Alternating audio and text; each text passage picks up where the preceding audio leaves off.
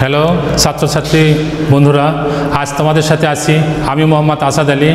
ঈদের আগে ক্লাস নিয়েছিলাম, আবার ফিরে আসলাম অনলাইনে ক্লাস নেওয়ার জন্য। তো অনলাইনের ক্লাসের পক্ষ থেকে তোমাদের সবাইকে স্বাগতম। আজকের পাঠদানের বিষয় অষ্টম শ্রেণীর গণিত এক্সারসাইজ 3 পরিমাপ চ্যাপ্টার। এই চ্যাপ্টারের অঙ্কগুলো আজকে আমরা করব। অঙ্কগুলো শুরু করার আগে আমরা বেসিক নিয়ে আলোচনা করব। তো দেখা যাক আজকের পাঠদানের বিষয়গুলোতে কি কি রয়েছে। অষ্টম শ্রেণীর গণিত পরিমাপ অনুশীলনী 3 তৃতীয় অধ্যায়। এই অধ্যায় থেকে আমরা কি কি শিখব, লার্নিং আউটকামস কি। তাহলে পরিমাপ কি তা জানা যাবে, পরিমাপের পদ্ধতি কত প্রকার ও কি কি জানতে পারব, দেশীয়, ব্রিটিশ ও আন্তর্জাতিক পরিমাপ পদ্ধতি ব্যাখ্যা করতে পারব, দৈর্ঘ্য, প্রস্থ, ক্ষেত্রফল, ওজন ও তরল পদার্থের আয়তন নির্ণয় সংবলিত সমস্যার সমাধান করতে পারব। বিস্তারিত আলোচনায় আসি আমরা। পরিমাপ কি? পরিমাপ অজানা তথ্যকে সংখ্যা দ্বারা প্রকাশ করা হলে তাকে পরিমাপ বলে।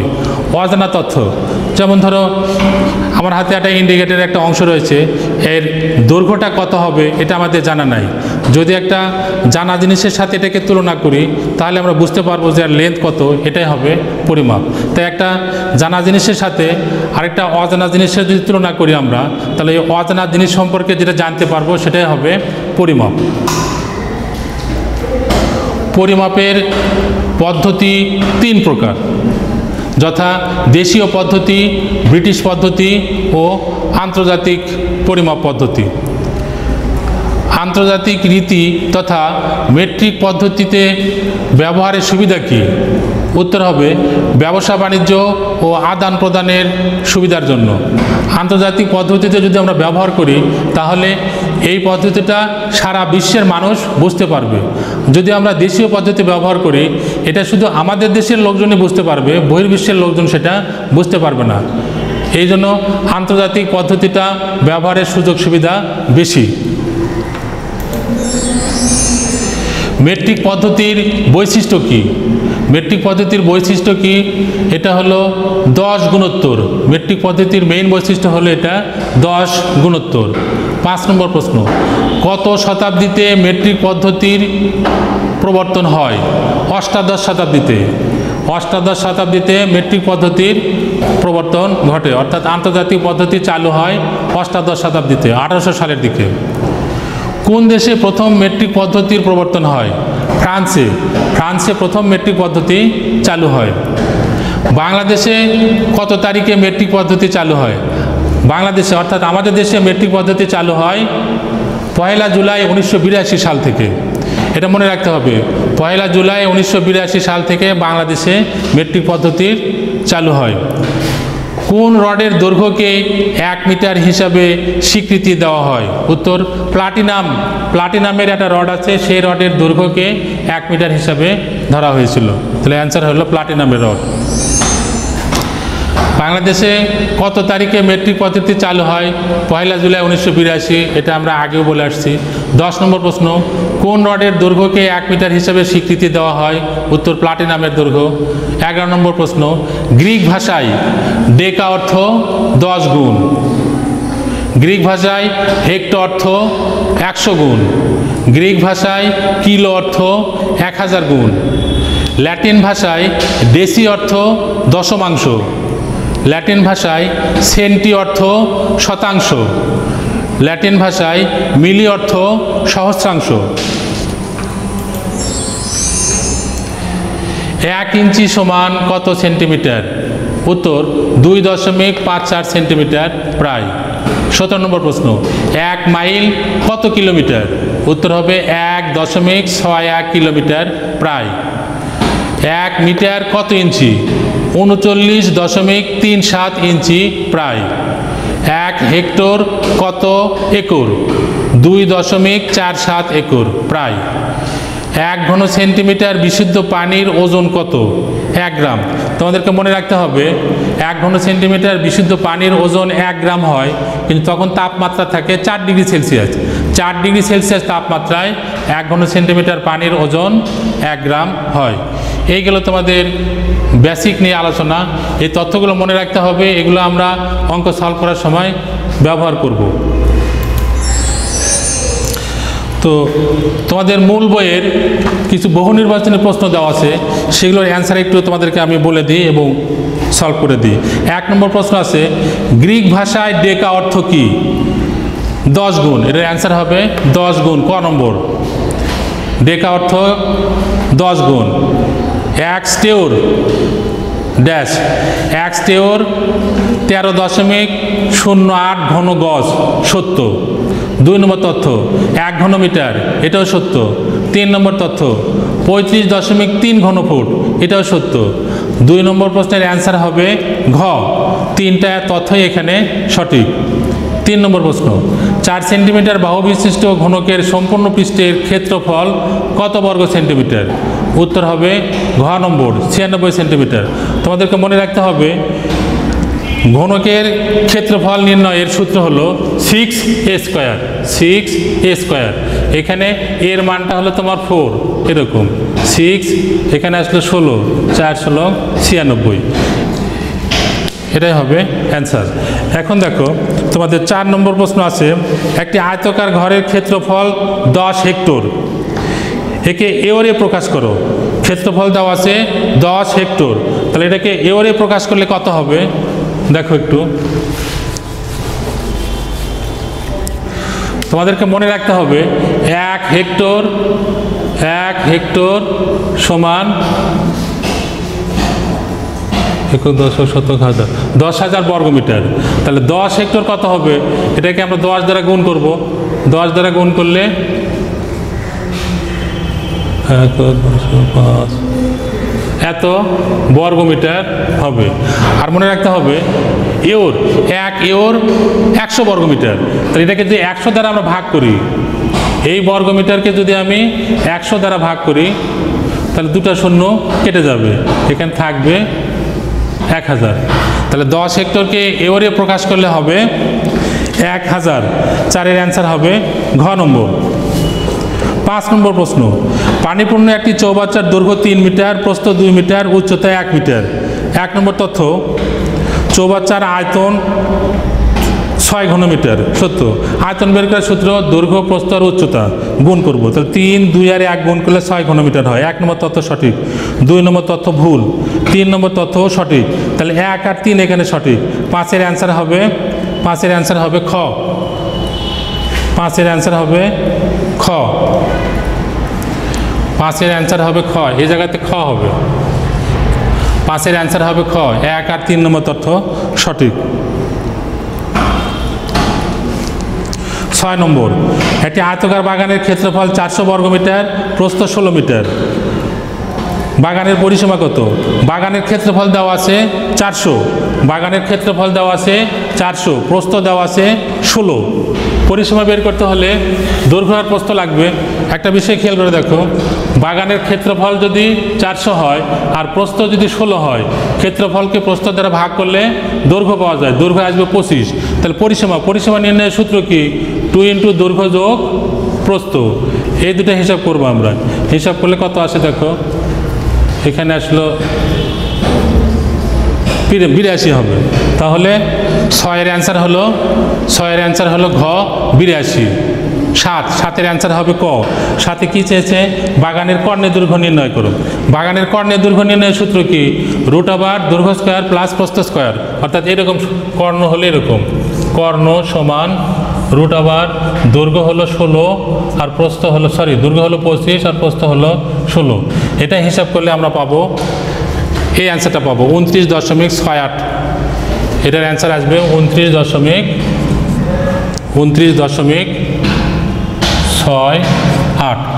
তাহলে 7-এর অ্যান্সার হবে ক। 8 নম্বর প্রশ্ন। 8 নম্বর প্রশ্নতে বলা হয়েছে কি দেখো, একটি চাকার পরিধি 5 মিটার, 1 কিলোমিটার 500 মিটার পথ যেতে চাকাটি কতবার ঘুরবে? চাকার পরিধি বলতে চাকার মোট দৈর্ঘ্যকে বোঝায়। চাকার পরিধি বলতে চাকার মোট দৈর্ঘ্যকে বোঝায়। তাহলে পরিধি দেওয়া আছে 5 মিটার, চাকার পরিধি দেওয়া আছে 5 মিটার, আর পথের দৈর্ঘ্য দেওয়া আছে 1 মিটার 500 সেন্টিমিটার, অর্থাৎ 1500 সেন্টিমিটার। এটাকে হিসাব করলে আমরা 300 পাবো। তাহলে এটার অ্যান্সার হবে 300। গ নম্বর 300। 1500কে 5 দ্বারা ভাগ করলে 300 বার ঘুরবে। 5 মিটার যাতে একবার ঘুরে, 1500 মিটার যাতে 300 বার ঘুরবে। ঘ নম্বর প্রশ্ন দেখো, এককের আন্তর্জাতিক পদ্ধতি এর বৈশিষ্ট্য হলো 10 গুণোত্তর, সঠিক। 2 নম্বর তথ্য, অষ্টাদশ শতাব্দীতে ফ্রান্সে প্রথম চালু হয়, এটাও সঠিক। 3 নম্বর তথ্য, বাংলাদেশে 1 জুলাই 1982 সালে চালু হয়, 3টা তথ্যই সঠিক। তাহলে 9-এর অ্যান্সার সবগুলো হবে ঘ নম্বর। এই হলো এমসিকিউ প্রশ্ন। তাহলে এই অধ্যায় থেকে আমরা বেসিক নিয়ে আলোচনা করলাম, কিছু ছোট প্রশ্ন নিয়ে আলোচনা করলাম, বইয়ের এমসিকিউ প্রশ্নগুলো তোমাদেরকে সলভ করে দিলাম। এখন আমরা বড় প্রশ্নগুলো সলভ করব। তাহলে এখন আমরা ম্যাথ শুরু করব। শুরুতে আমরা 10 নম্বর অঙ্কটা সলভ করব। 10, এখানে বলা হয়েছে একটি পুকুরের দৈর্ঘ্য 60 মিটার, প্রস্থ 40 মিটার, পুকুর পাড়ের বিস্তার 3 মিটার হলে পুকুর পাড়ের ক্ষেত্রফল নির্ণয় করতে হবে। তাহলে দেখো, ধরে নাও এটা একটা পুকুর, এই পুকুরের দৈর্ঘ্য দেওয়া আছে 60 মিটার আর প্রস্থ দেওয়া আছে 40 মিটার, আর পুকুরের পাড়ের বিস্তার দেওয়া আছে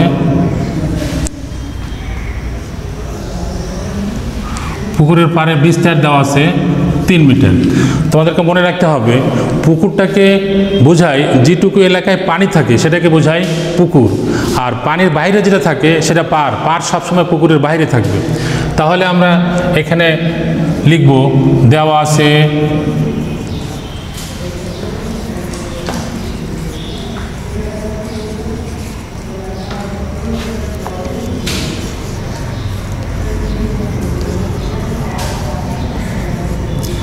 পুকুরের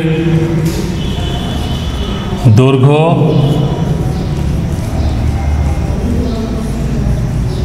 60 মিটার, পুকুরের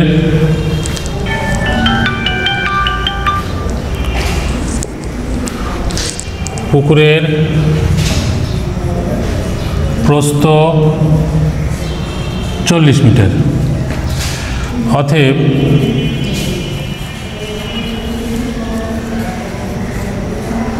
পুকুরের ক্ষেত্রফল 60 গুণ 40 বর্গ মিটার।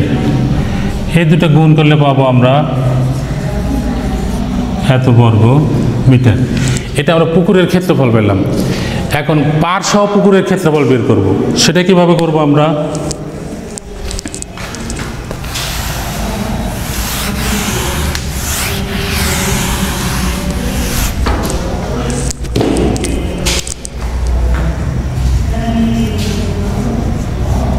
পাড় সহ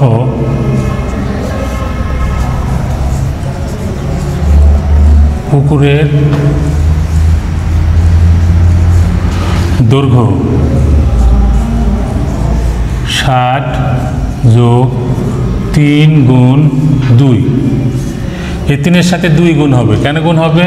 এখান থেকে এইটুকু দৈর্ঘ্য 60, এখান থেকে এইটুকু 3 মিটার, এখান থেকে এইটুকু 3 মিটার। এই 3-এর সাথে 2 গুণ করে একসাথে যোগ করব। যোগ করলে হবে 66 মিটার। পাড়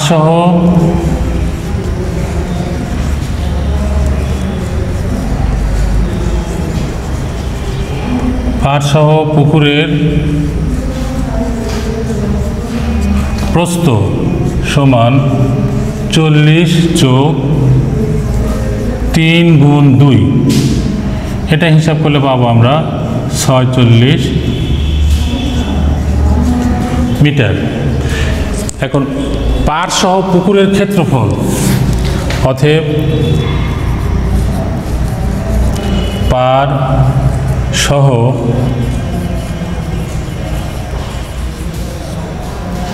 পুকুরের ক্ষেত্রফল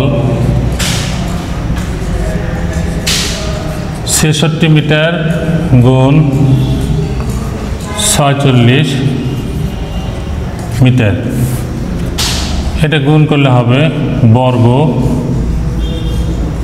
মিটার। পুকুরের ক্ষেত্রফল, পার্শ্ব পুকুরের ক্ষেত্রফল আমরা গুণ করব। এই 66 আর 46 গুণ করলে হবে 3036 বর্গ মিটার। তাহলে এটা আসলে তোমার পার্শ্ব পুকুরের ক্ষেত্রফল, পুরো এইটুকু এলাকার ক্ষেত্রফল, এইটুকু এলাকার ক্ষেত্রফল হলো এটা। আর পুকুরের ক্ষেত্রফল হলো এখান থেকে এইটুকু, 2400 আসছিল। এখন আমরা পাড়ের ক্ষেত্রফল বের করব। পাড়ের ক্ষেত্রফলটা কীভাবে বের করব? আমরা পাড় সহ পুকুরের ক্ষেত্রফল থেকে পুকুরের ক্ষেত্রফল আমরা মাইনাস করব।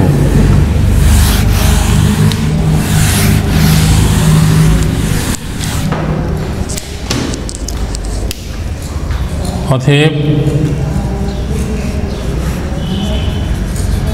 পুকুর পাড়ের ক্ষেত্রফল সমান 3036 বিয়োগ 2400 এত বর্গ মিটার। এটা হিসাব করলে আমরা পাবো 636 বর্গ মিটার। উত্তর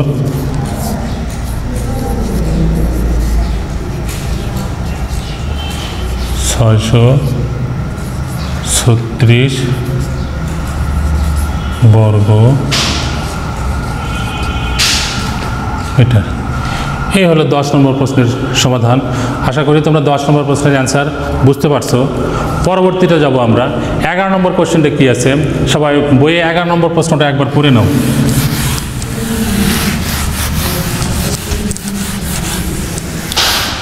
শিক্ষার্থী বন্ধু, 11 নম্বর কোশ্চেন আছে কি? 11 নম্বর কোশ্চেন, একটি আয়তাকার ঘরের ক্ষেত্রফল 10 একর, তার দৈর্ঘ্য প্রস্থের 4 গুণ, ক্ষেত্রটির দৈর্ঘ্য নির্ণয় করো।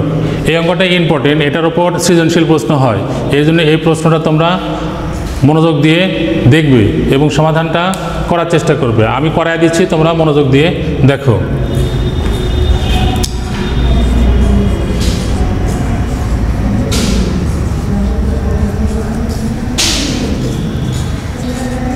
দেওয়া আছে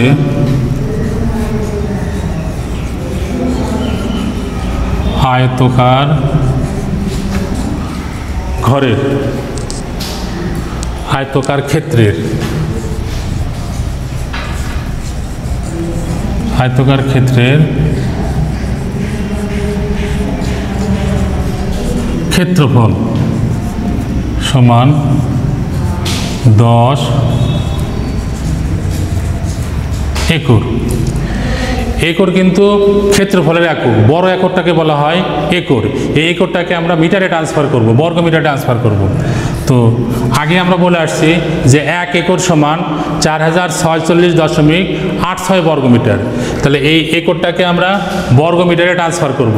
তাহলে দেখো 10 গুণ 4046.86, এটা পুরোটাই বর্গ মিটার হয়ে গেল, বর্গ মিটার প্রায়। তোমরা এখানে একটু নোট দিয়ে রাখো যে 1 একর সমান 4046.86 বর্গ মিটার প্রায়।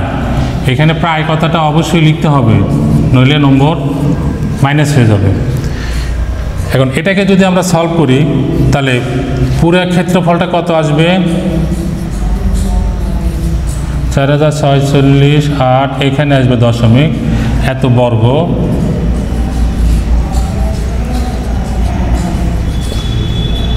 মিটার।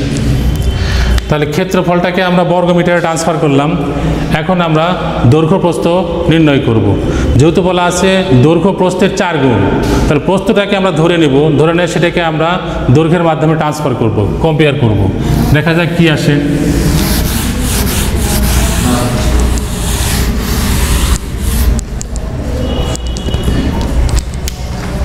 ধরি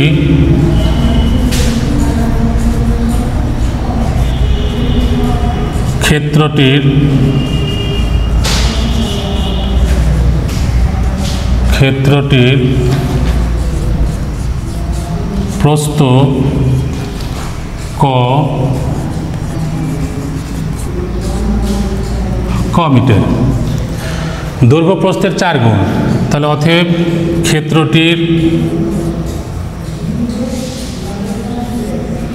দৈর্ঘ্য 4 ক মিটার। দৈর্ঘ্য আর প্রস্থ গুণ করলে ক্ষেত্রফল পাওয়া যায়। তাহলে অতএব ক্ষেত্রফল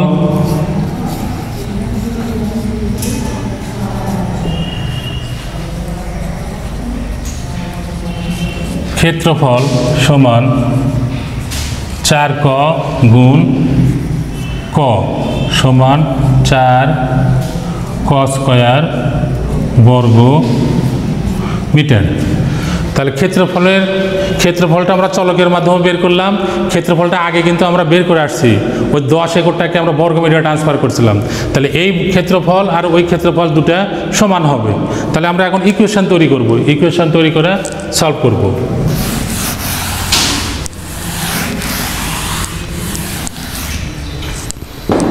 সবাই একটু মনোযোগ দাও। প্রশ্ন মতে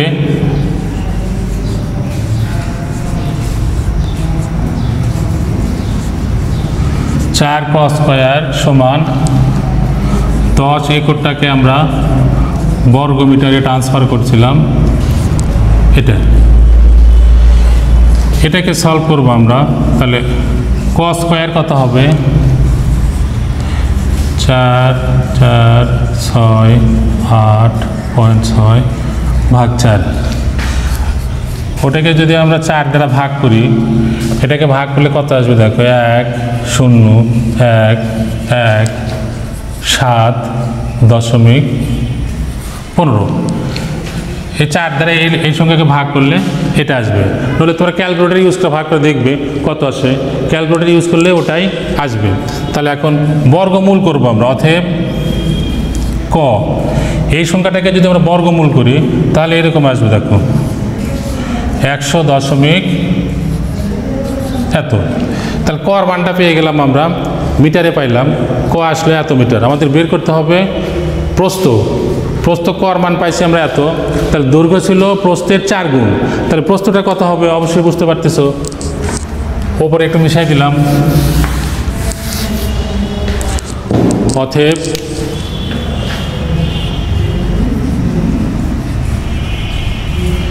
ক্ষেত্রটির দৈর্ঘ্য সমান 4 গুণ প্রস্থের মানটা এখানে বসায় দিলাম 584 মিটার। এটাকে যদি আমরা গুণ করি তাহলে এরকম আসবে দেখো, 434.336 মিটার। পয়েন্টের পরে আমরা 2টা ডিজিট লিখব।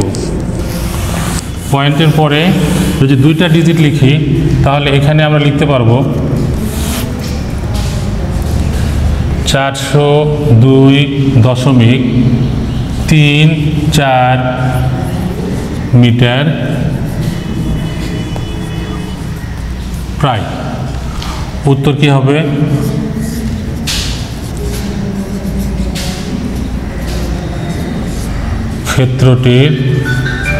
ক্ষেত্রটির দৈর্ঘ্য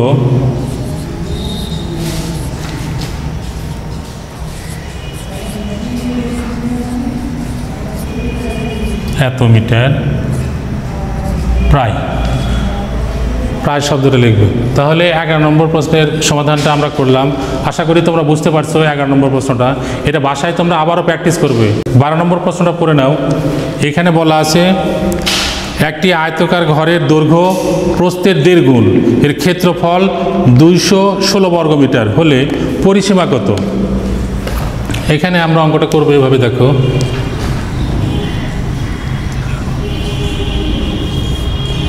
12 নম্বর অঙ্ক। ঘরটা কীরকম? আয়তাকার, এরকম একটা আয়তাকার ঘর। এটা ধরলাম প্রস্থ, প্রস্থকে যদি আমরা ক ধরি, এটাও ক হলে এটাও ক হবে। প্রস্থ যা হবে দৈর্ঘ্য তার 1.5 গুণ হবে, প্রস্থ যা হবে দৈর্ঘ্য তার 1.5 গুণ। 1.5টাকে আমরা লিখতে পারি এভাবে, দেখো 1.5 এটাও লেখা যায়, আবার 1 সমস্ত 1/2 এটাও লেখা যায়, অথবা 3/2। এই তিনটা মেথডে আমরা 1.5কে প্রকাশ করতে পারি। তো আমরা এটাকে অ্যালাউ করবো, এটা নিলাম আমরা। তাহলে এর দৈর্ঘ্যটা হবে 1.5 গুণ, এটাও হবে 1.5 ক। এটা দৈর্ঘ্য, প্রস্থ। আর ঘরের ক্ষেত্রফল দেওয়া আছে, ঘরের ক্ষেত্রফলটা দেওয়া আছে 216 বর্গমিটার।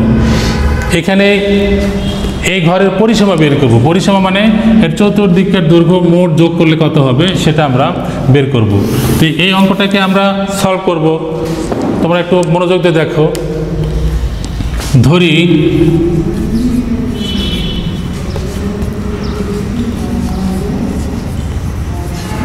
ঘরটির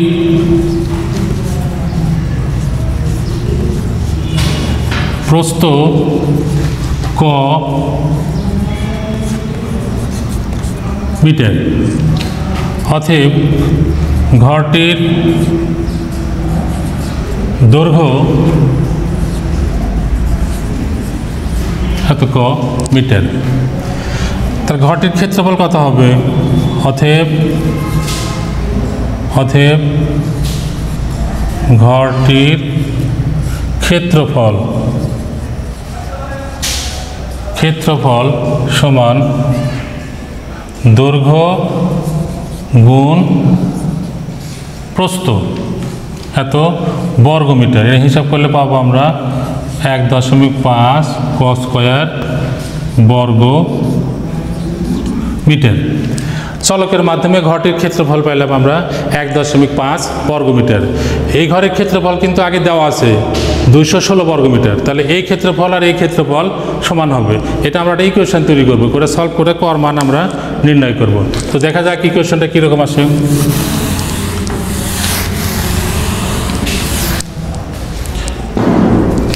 প্রশ্ন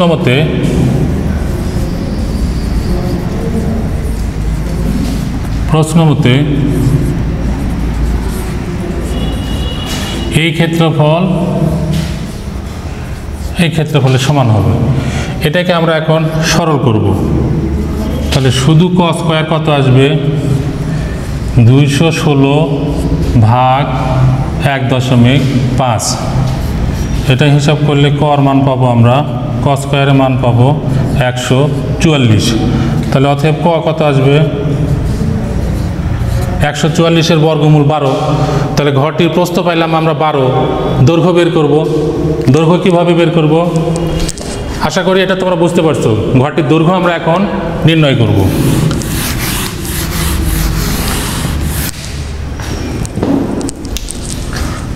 অতএব ঘরটির প্রস্থ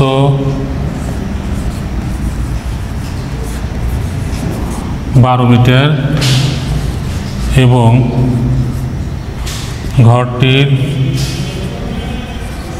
দৈর্ঘ্য 1.5 গুণ হবে এটার। তাহলে 1.5 গুণ 12 মিটার। এটা হিসাব করলে পাবো আমরা 18 মিটার। তাহলে ঘরটির দৈর্ঘ্য পাইলাম, প্রস্থ পাইলাম। ঘরটির পরিসীমা বের করব। তোমরা অবশ্যই জানো পরিসীমা নির্ণয়ের একটা সূত্র রয়েছে। সূত্রটা কি? 2 × দৈর্ঘ্য যোগ প্রস্থ। তো দেখা যাক আমরা পরিসীমা নির্ণয় করি, কত আসে। প্রশ্নে ঘরটির পরিসীমা নির্ণয় করতে বলা হয়েছে।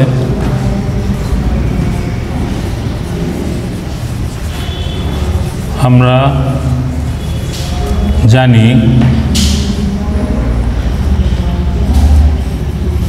ঘরটা আয়তাকার, এই জন্য এই সূত্রটা ব্যবহার হবে। পরিসীমা সমান 2 ইন্টু দৈর্ঘ্য যোগ প্রস্থ। দৈর্ঘ্য আসছে 18, প্রস্থ 12, হিসাব করলে পাবো 2 গুণ 30, এটা হিসাব করলে আসবে 60।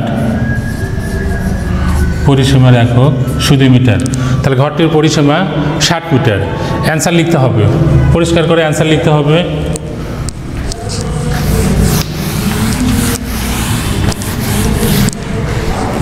অঙ্ক করা শেষ হলে শেষে এসে অ্যান্সার লিখবো আমরা। উত্তর, ঘরটির পরিসীমা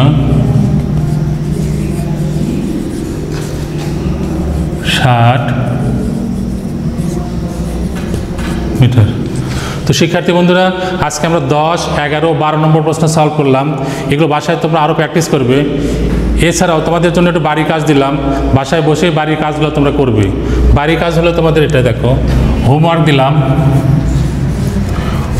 দিলাম প্রশ্ন নম্বর 13 থেকে শুরু করে 15 পর্যন্ত। এই কাজগুলো বাসায় তোমরা করবে।